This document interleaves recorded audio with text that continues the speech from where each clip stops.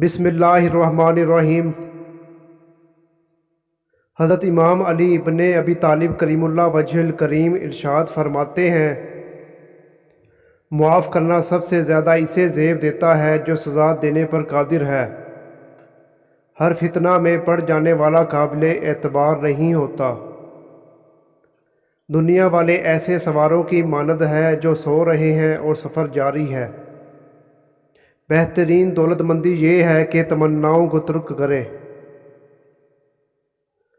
تقویٰ کے ساتھ کوئی عمل قلیل نہیں ہوتا، اور جو عمل قبولیت کو پہنچ جائے وہ قلیل کیسے ہو سکتا ہے؟